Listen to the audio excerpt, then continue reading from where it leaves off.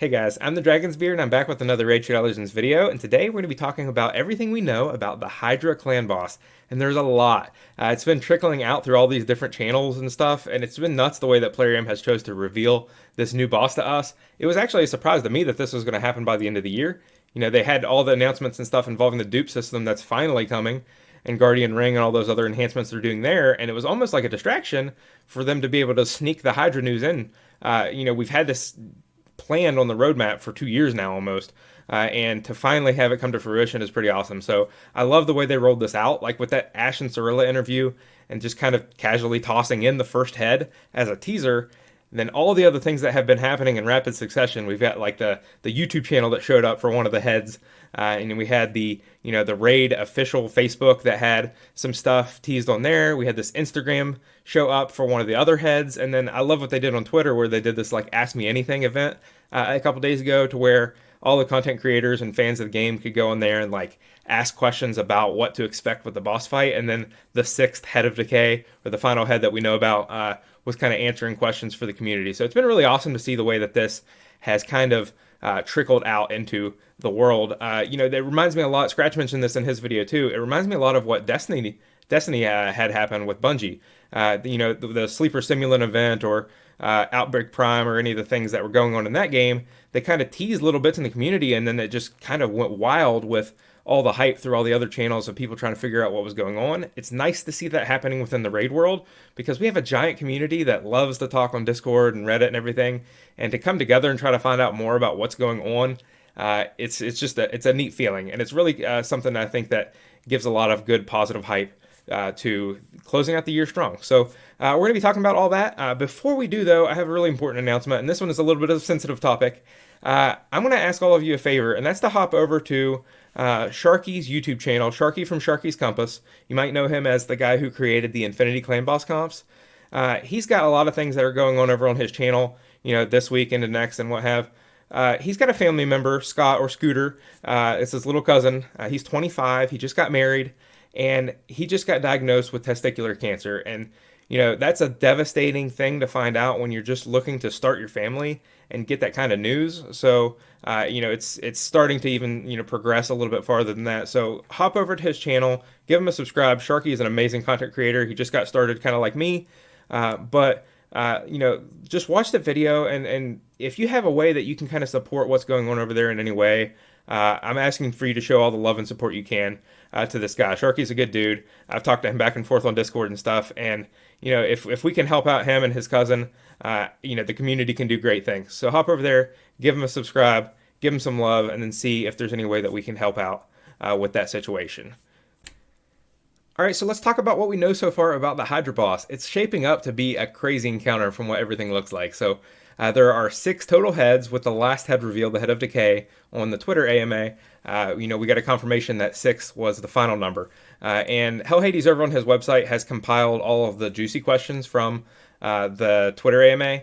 He's also got a link at the top to the actual Twitter feed, so you can kind of read through it. Some of the replies are pretty funny. Some of the other things that content creators had tossed out there with the questions have been kind of funny as well. So, the thing that I think is the most important out of what they've confirmed so far is that you're fighting 4 of the heads at one time out of the 6th, but then the other 2 they say are waiting on the sidelines.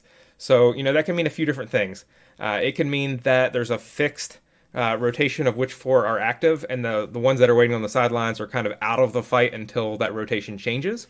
That kind of reminds me of how World of Warcraft did this encounter, the Halfus Wormbreaker encounter, because he had all these different imprisoned dragonkin, these 5 options that I think 3 of them would become active each week, and it would rotate. And those the fight would change based off of which ones were imprisoned.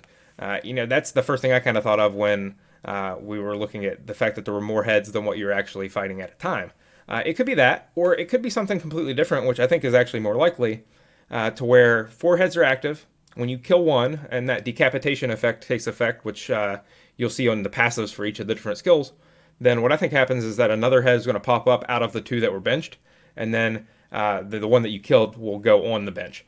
And we'll have just dynamic rotation of 4 heads up at a time. There are 15 total combinations. If you look at the math, like each head can be grouped with 3 others.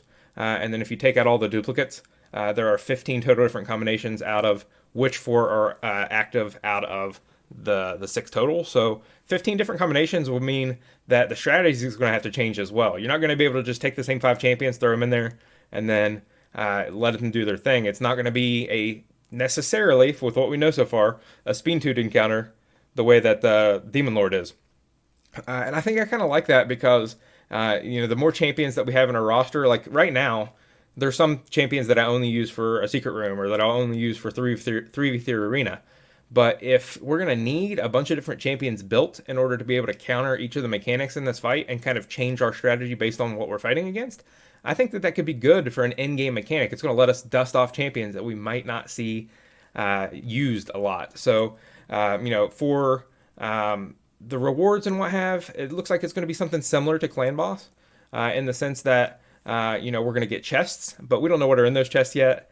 We know that Brogni fragments are not in the chest, but like, will they be champion fragments that can be used for universal fusions? That's kind of one of the things that Darth Micro Transactions was talking about. He thinks that they're going to be universal fragments that can be used for previous fusions. I don't think that that's really what's going to happen.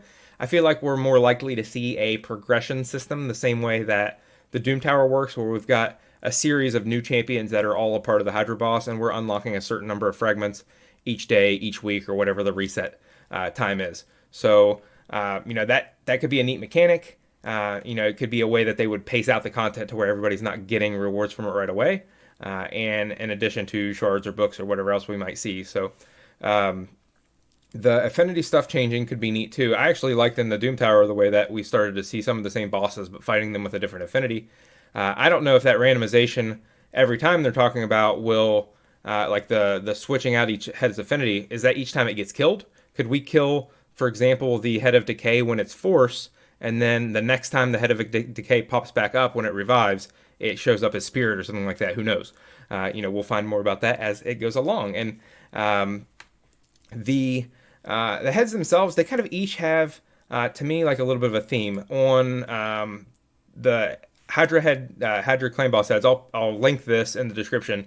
Hell Hades has done, and his team over there have done a really good job of taking all of the heads as they leak and then giving us the information compiled into one place. So the head of Torment, that's the first one we saw on Ash's interview.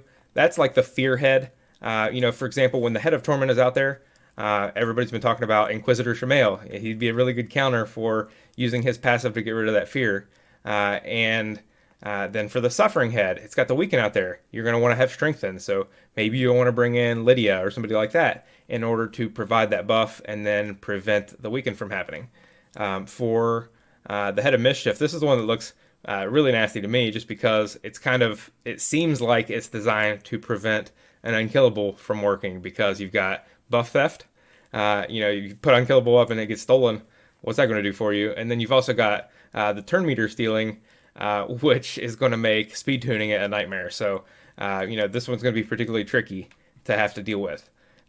Notice that some of them say in the passive that you're going to have reduced damage from poison, but then other ones do not. So it could be that, when you throw a champion in, let's say like Calvalax that has that big AoE poison or what have, that it might be more effective to use him when you're dealing with the heads that don't have that poison reduction versus the ones that do.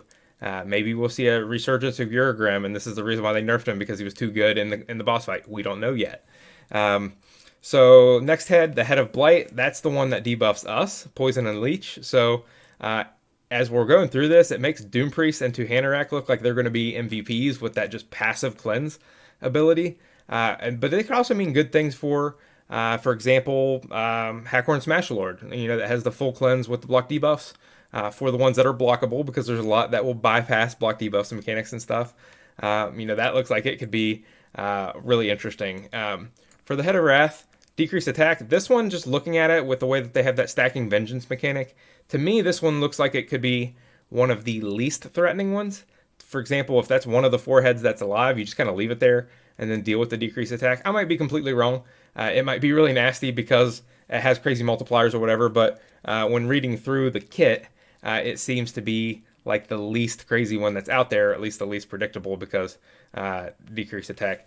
And then for That most recent one, the Head of Decay, the A1 on it was a heal reduction, and then the A3 was like a decrease enemy max HP, but then when you kill it, you get some of that max HP for your champions back. So it looks like this is the one that will prevent you from just continually over and over and over dragging out the fight with heals and revives. So there is a mention in one of the questions about how it's an immortal soul. So we're thinking that it's something like the infinite health bar that the clan boss has, to where you're just trying to rack out as much damage as you can, and then it'll let all the members of your clan have a chance to hit it without having to worry about the boss dying midway, like early on with a demon lord. And then there's also a mention too about eating your champions or what have, and in Star Wars Galaxy of Heroes, I think is what it was called. I played it like 3-4 years ago. There was a mechanic in which you took a team in to fight its clan boss. Once it killed you, then you could go in again, but you would have to use champions that weren't a part of the first fight because they were unavailable for the rest of that reset. So it could be something like that.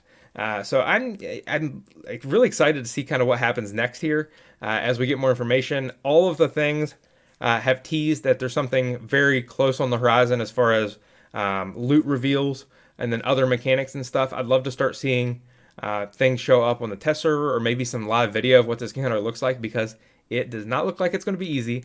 It does not look like it's going to be tuned for the early game or maybe even mid game players, even though they do mention there are 4 difficulties. Maybe the lower end difficulties will be tuned for starter counts. But it does look like after Ultra Nightmare Clan Boss, once you've got that one key down, once you're clearing out the Doom Tower and what have, it looks like they are pacing this out to be a very difficult encounter for us to be able to fight for potentially years to come. So I'm super hyped for it. Tell me kind of which one you think in the comments, like which head do you feel is going to be the trickiest to deal with? And like I mentioned, I will link this Hell Hades article to where you can go through and look at the individual stuff, because at first glance, all these almighty passives seem like they're the exact same things, but there's a few things that change based off of the other mechanics of the heads. So it would be neat to kind of filter through and see exactly what's different between the A1, A2, and A3 for each of the different heads. That's all I kind of have for this one. I'm going to continue as we see it to toss out some Hydra information for you guys. And then once again we get more information, we'll start to strategize what those encounters might look like. Maybe, for example, which 3 heads do you want to leave alive and which one do you want to continue killing? Maybe we find out which 3 out of the 6 are the easiest heads to deal with, and then out of the other 3 that are left over, we just kill one of them at a time and keep cycling through. Who knows? That's part of the fun and the mystery of what we are trying to figure out here. So, as I get more information, we'll toss it your way. I don't get the early access the way that the official content creators do, but after I have a chance to sift through what's out there, I'll try to put these things together in a succinct form for you to kind of check out. That's going to be all for this one. I've been the Dragon's Beard. Thanks for watching.